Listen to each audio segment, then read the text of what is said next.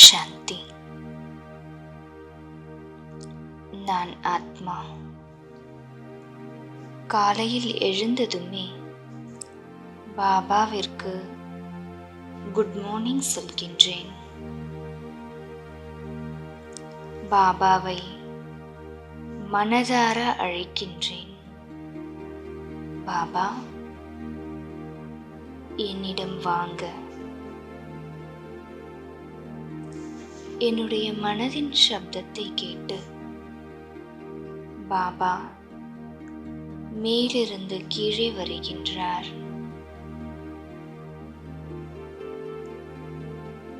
என் முன்னால் பாப்தாதா அழகிய ஃபரிஷ்தாவாக நின்று கொண்டிருக்கின்றார். 2 நிமிடம் பாப்தாதா எனக்கு திருஷ்டியை கொடுக்கின்றார். இந்த திருஷ்டி எனக்குள் ஓர் மின்சாரம் பாய்வதைப் போல் நான் உணர்கின்றேன். அன்பான குழந்தையாக பாபாவிடம் சக்தி நிறைந்த திருஷ்டியை நான் வாங்கிக் கொண்டு பாபாவிடம் சொல்கின்றேன். பாபா, நீங்கள் எப்பொழுதும் என்னுடனே இருக்க வேண்டும். உடனே பாபாவும் என்னை அன்பு நிறைந்த பார்வையில் பார்த்து உருவ மத்தியில் திலகத்தை வைத்துவிட்டு என்னிடம் கூறுகின்றார், உன்னுடன் உன் அருகிலேயே எப்பொழுதும் இருக்கின்றேன் குழந்தாய். பாப்தாதா உனக்கு சதா சுகி பவ என்று அழிவற்ற திலகத்தை வைக்கின்றேன் என்கிறார். நான் அழிவற்ற திலகதாரி ஆத்மா. இந்த பெருமிதத்தில் மிதந்து கொண்டிருக்கின்றேன். பாப்தாதாவிடமிருந்து சதா சுகி எனும் அழிவற்ற திலகத்தை பெற்று பெரும் மகிழ்ச்சி அடைகின்றேன்.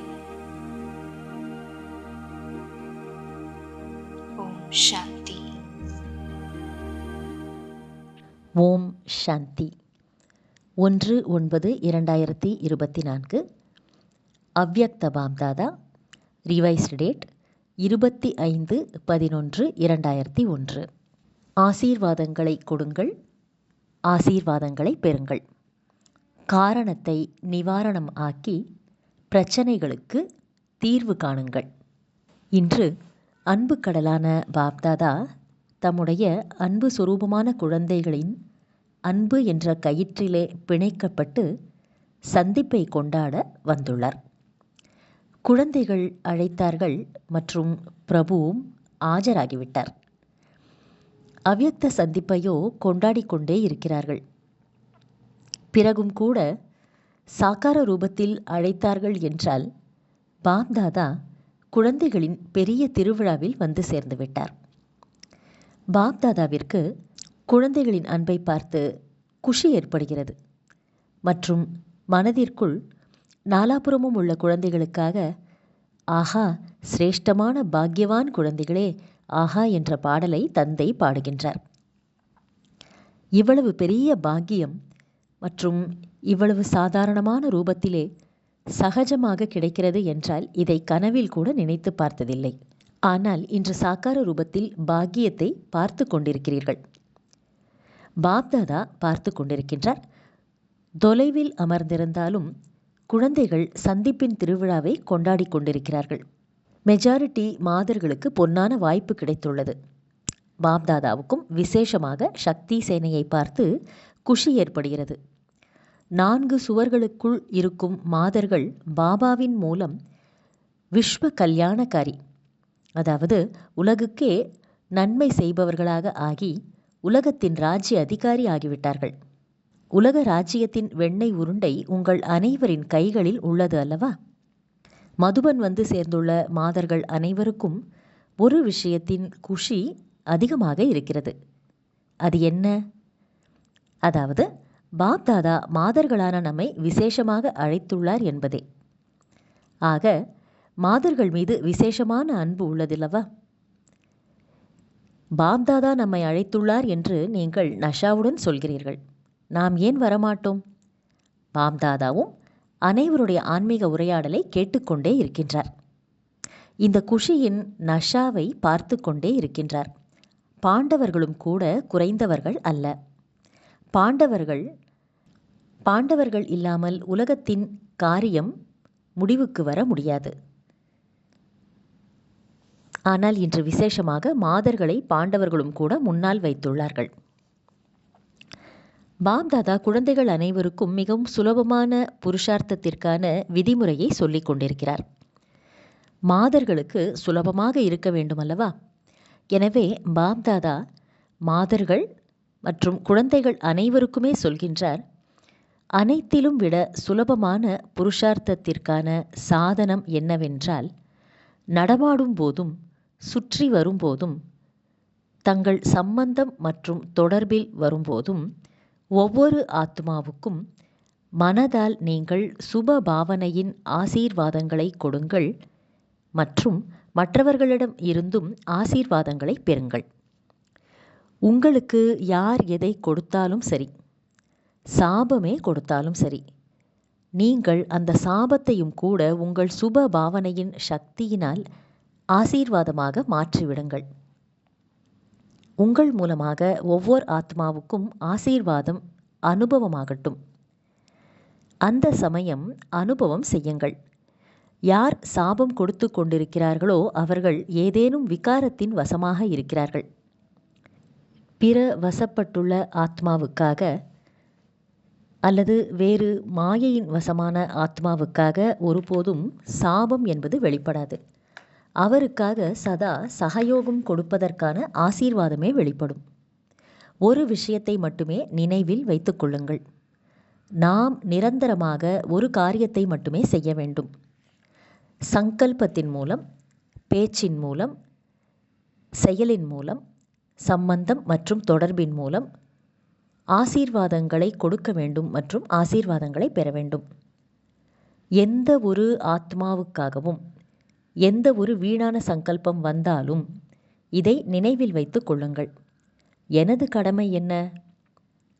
எப்படி எங்காவது நெருப்பு பற்றி எரிந்து கொண்டிருக்கிறது என்றால், நெருப்பை அணைக்கும் படையினர் இருந்தார்கள் என்றால் அவர்கள் நெருப்பை பார்த்துவிட்டு நீரை ஊற்றுவதற்கான தங்கள் காரியத்தை மறந்துவிட மாட்டார்கள். அவர்களுக்கு நினைவிருக்கும், நாம் நீரை ஊற்றுபவர்கள், நெருப்பை அணைப்பவர்கள் என்று. அதுபோல யாராவது எந்த ஒரு விகாரத்தின் நெருப்பின் வசமாகி ஏதேனும் அத்தகைய காரியத்தை செய்கிறார்கள் என்றால், அது உங்களுக்கு பிடிக்கவில்லை என்றால் நீங்கள் உங்கள் கடமையை நினைவில் வைத்துக் கொள்ளுங்கள்.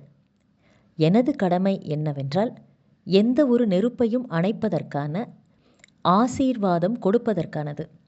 சுப பாவனைக்கான சகயோகம் கொடுப்பதற்கானது. அதாவது சுபமான தூய்மையான உணர்வுகள் கொடுக்க வேண்டும். இந்த ஒரு வார்த்தையை நினைவில் வையுங்கள். மாதர்கள் சகஜமாக ஒரு வார்த்தையை நினைவில் வைக்க வேண்டும். ஆசீர்வாதம் கொடுங்கள் மற்றும் ஆசீர்வாதம் பெறுங்கள்.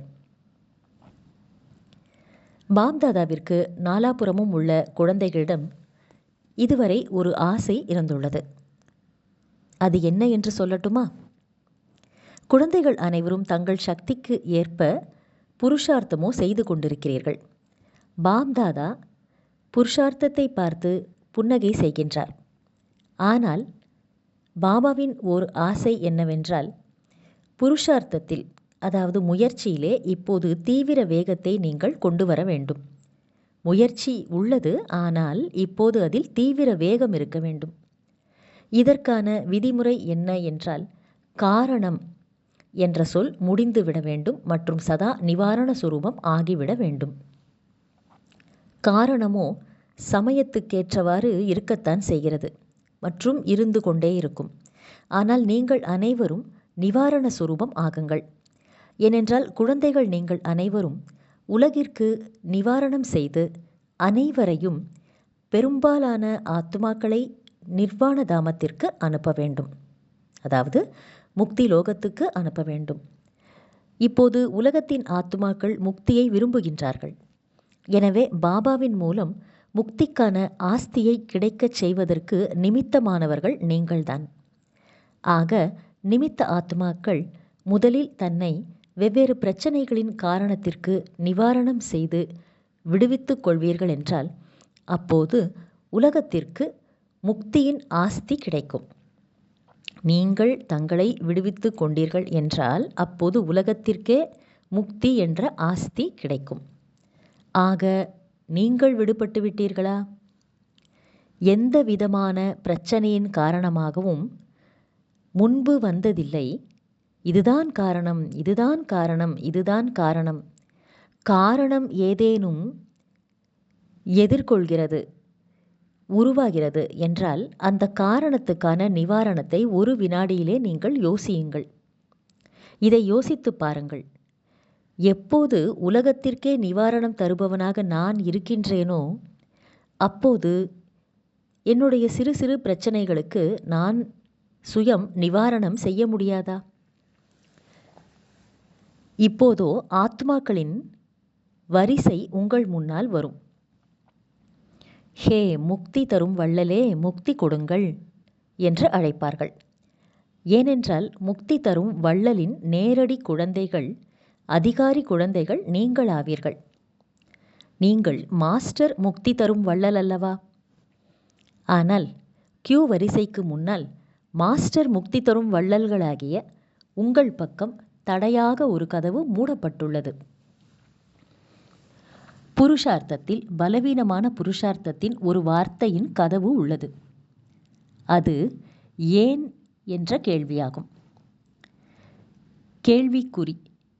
ஏன், இந்த ஏன் என்ற வார்த்தை இப்போது கியூ வரிசையை, அதாவது முக்தியை வேண்டி நிற்பவர்களின் கியூ வரிசையை உங்கள் முன்னால் கொண்டு வருவதில்லை. ஆக பாப்தாதா இப்போது உள்நாட்டு வெளிநாட்டில் உள்ள அனைத்து குழந்தைகளுக்கும் இதை நினைவுபடுத்துகின்றார்.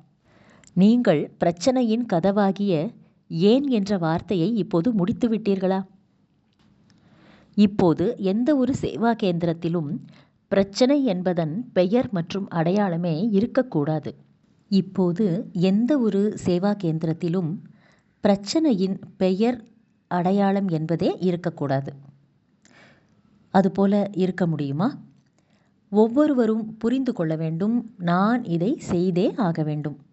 டீச்சர்கள் புரிந்து கொள்ள வேண்டும், நான் இதை செய்தே ஆக வேண்டும். குடும்பத்தில் இருப்பவர்கள் புரிந்து கொள்ள வேண்டும், நான் இதை செய்தே ஆக வேண்டும். மதுபனில் உள்ளவர்கள் புரிந்து கொள்ள வேண்டும், நான் இதை செய்தே ஆக வேண்டும். செய்ய முடியும் அல்லவா? பிரச்சனை என்ற வார்த்தையையே முடித்து விட வேண்டும். காரணம் என்பது முடிந்து நிவாரணம் வந்துவிட வேண்டும். இது நடைபெற முடியுமா? முதலில் ஸ்தாபனையின் சமயத்தில் வந்த குழந்தைகள் அனைவரும் என்ன உறுதிமொழி கொடுத்தார்கள்? என்ன செய்து காட்டினார்கள்? நடக்க முடியாததையும் நடத்தி காட்டினார்கள் அல்லவா? ஆக இப்போது எத்தனை வருடங்கள் ஆகிவிட்டன? தற்போது 88 வருடங்கள் ஆகிவிட்டன. ஆக இத்தனை வருடங்களில் நடக்க முடியாதது நடக்க கூடியதாக ஆனதல்லவா? இதில் ஒவ்வொருவரும் தன்னை பற்றி யோசியுங்கள். தன்னை பற்றி யோசிக்க முடியும் அல்லவா? மற்றவர்களை விடுங்கள். தன்னை பற்றி யோசித்து தனக்காக தைரியம் வைக்க முடியும் அல்லவா? அல்லது முடியாதா?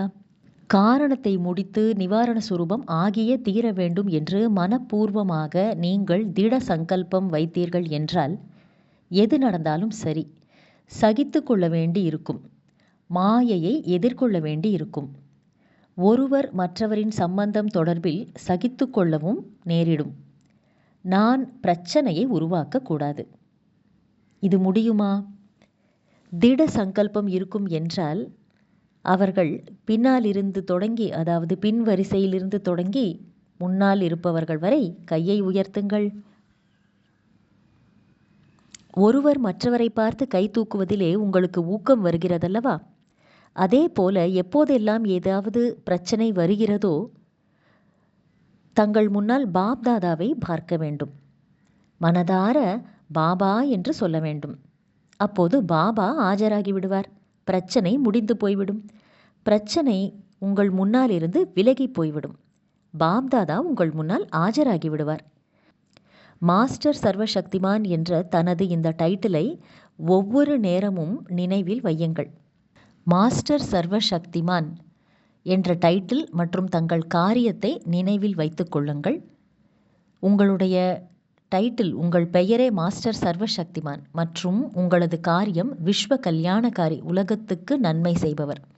ஆக சதா தங்கள் பெயரையும் காரியத்தையும் நினைவில் வைத்துக் கொள்வதன் மூலம் உங்களுடைய சக்திகள் எல்லாம் வெளிப்பட்டுவிடும். மாஸ்டர் ஆகுங்கள். சக்திகளுக்கும் மாஸ்டர் ஆகுங்கள், அதாவது எஜமானராகுங்கள். கட்டளையிடுங்கள். தக்க சமயத்தில் ஒவ்வொரு சக்திக்கும் நீங்கள் கட்டளையிடுங்கள். சக்திகளை கிரகித்து கொள்ளவும் செய்கிறீர்கள். இருந்தாலும் சமயத்தில் பயன்படுத்த வருவதில்லை.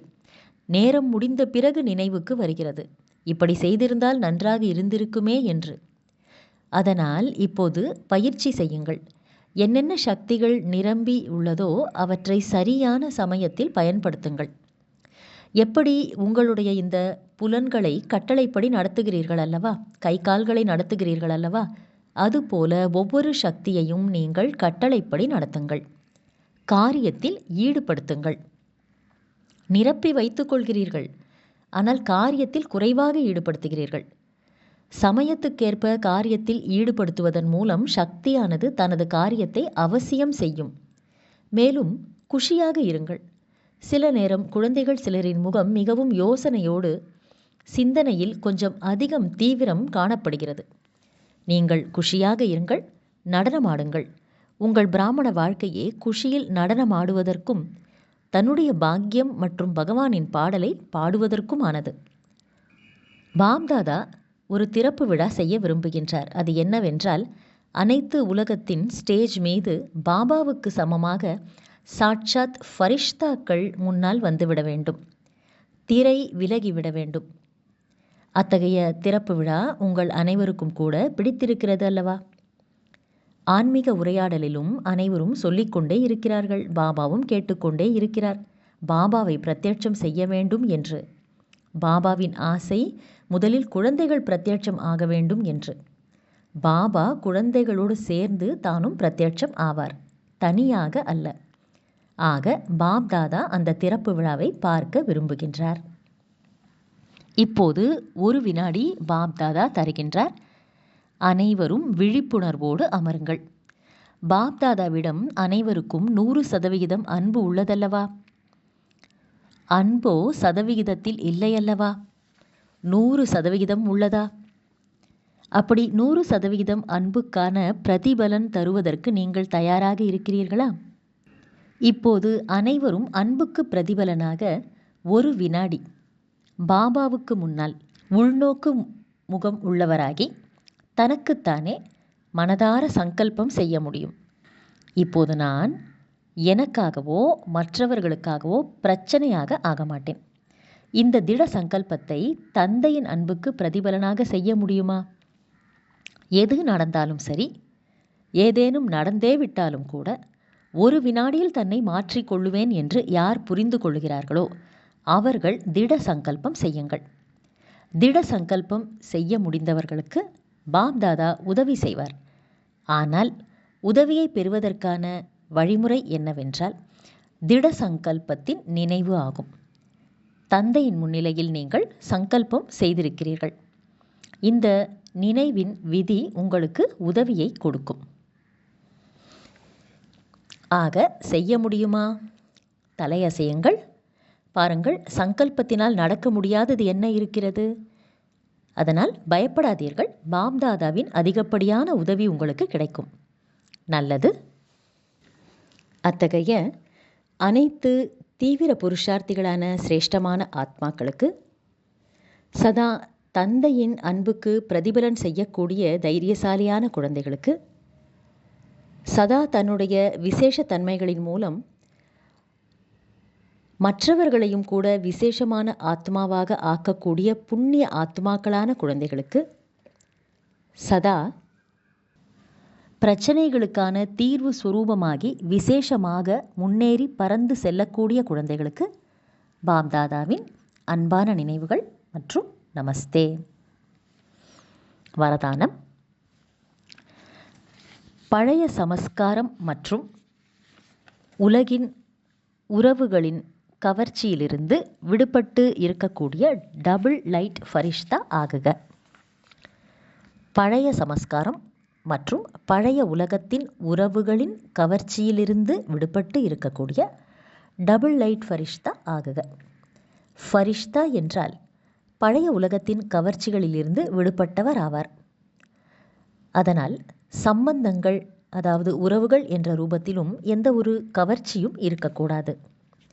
தனது உடல் அல்லது எந்த ஒரு தேகதாரி மனிதர் அல்லது எந்த ஒரு பொருளின் பக்கமாகவும் கவர்ச்சி என்பது இருக்கக்கூடாது.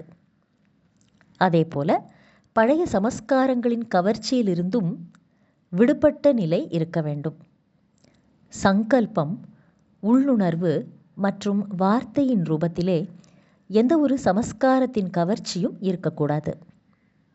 எப்போது நீங்கள் அந்த மாதிரி அனைத்து விதமான கவர்ச்சிகளில் இருந்தும் அல்லது வீணான சமயம், சகவாசம், வீணான சூழ்நிலையில் இருந்தும் விடுபட்டு இருப்பீர்களோ, அப்போதுதான் டபுள் லைட் ஃபரிஷ்தா என்று அழைக்கப்படுவீர்கள். அனைத்து விதமான கவர்ச்சியிலிருந்தும் விடுபட்டு இருப்பது மற்றும் வீண் விஷயங்களிலிருந்தும் விடுபட்டு இருப்பதைத்தான் டபுள் லைட் ஃபரிஷ்தா நிலை என்று சொல்லப்படுகிறது. ஸ்லோகன்: அமைதி சக்தியின் மூலம் அனைத்து ஆத்மாக்களையும் பாலனை செய்பவர்தான் ஆன்மீக சமூக சேவகர் ஆவார். ஓம் சாந்தி.